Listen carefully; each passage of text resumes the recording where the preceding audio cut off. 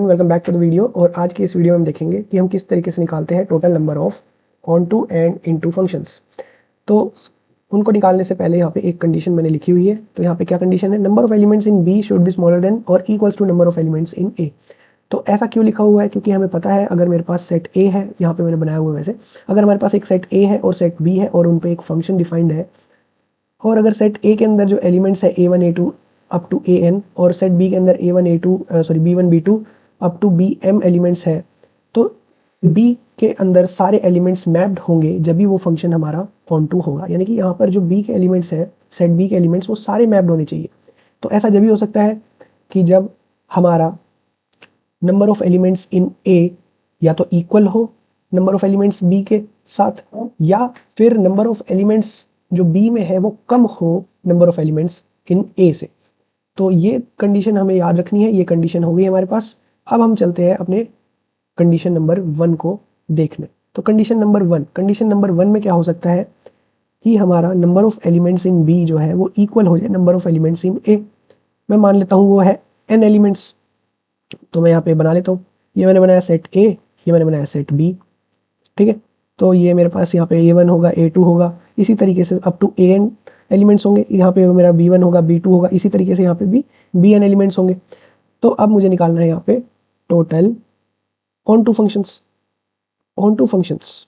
अगर मैं देखूँ तो यहाँ पे मेरा A1 जो एलिमेंट है उसके पास कितनी चॉइसेस मैप होने की, वो मेरा B1 के साथ भी मैप हो सकता है, B2 के साथ भी मैप हो सकता है। तो यहाँ पर मेरी n चॉइसेस निकल के आ रही है।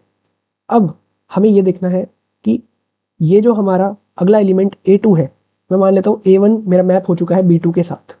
अब जो मेरा एलिमेंट है A2, उसके पास कितनी चॉइसेस हो जाएगी, उसके पास वो B1 से मैप कर सकता है, या वो B3 से मैप कर सकता है, या BN से मैप कर सकता है, वो B2 से मैप नहीं कर सकता। अगर ऐसा हुआ तो हमारे पास यहाँ पर सेट बी के अंदर कोई ना कोई ऐसा एलिमेंट बच जाएगा जिसकी मैपिंग यहाँ पे हमारे पास प्रेजेंट नहीं होगी, और वो हमारा ऑन टू फंक्शन भी नहीं होगा इसका मतलब। तो हमें ऐसा नहीं करना है, और ऐसा नहीं करते तो इसीलिए हमें यहाँ पे जो हमारे total number of onto function होंगे उसका फॉर्मूला सीधा सीधा total number of one function वाला बन जाएगा। क्योंकि ये मैंने आपको पिछली वीडियो में बताया कि किस तरीके से हम निकालते हैं total number of one functions. तो total number of one functions भी यहाँ पे वापस से n फैक्टोरियल निकल के आ जाएगा। तो total number of onto function भी हमारा n फैक्टोरियल आ गया। अब हमें निकालना है total number of into functions. Into function निकालने के लिए मैं क्या कर सकता हूँ, मैं टोटल फंक्शंस निकाल लूँ, टोटल कितने फंक्शंस हैं उसमें से माइनस कर दूँ टोटल ऑन टू फंक्शंस। तो टोटल नंबर ऑफ फंक्शंस निकालने का मैंने आपको फॉर्मूला बताया ही था, n की power n minus n factorial. तो ये हमारा वापस से यहाँ पर total number of into functions बन के आ गया। आई होप आपको ये पूरा कॉन्सेप्ट समझ आया होगा किस तरीके से हमने किया। अब हम चलते हैं कंडीशन नंबर 2 पे। जब हमारी क्या हो, number of elements in B छोटे हो या कम हो number of elements in A से। तो इस कंडीशन में क्या हो जाएगा, इस कंडीशन में हम total number of into functions हम पहले निकालेंगे। क्या निकालेंगे हम सबसे पहले, total number of into functions. तो ये कैसे निकालेंगे, ये हमारा प्रिंसिपल ऑफ एक्सक्लूजन और इंक्लूजन जो हम परम्यूटेशन एंड कॉम्बिनेशन में पढ़ते हैं उस तरीके से यहाँ पे निकलेगा। मैं मान लेता हूँ मेरे पास सेट ए है, सेट बी है, और इनसे डिफाइंड एक मैपिंग है एफ, और यहाँ पे मेरे पास एलिमेंट्स क्या क्या है, एक सेट के अंदर A1 A2 A3 and up to AN elements है। इसी तरीके से मेरे पास बी के अंदर B1 B2 up to BM elements है। अब यहाँ पर क्या होगा कि पहले वाले एलिमेंट ए के अंदर, सेट ए के अंदर पहले वाला एलिमेंट जो है उसके पास कितनी चॉइसेस होगी।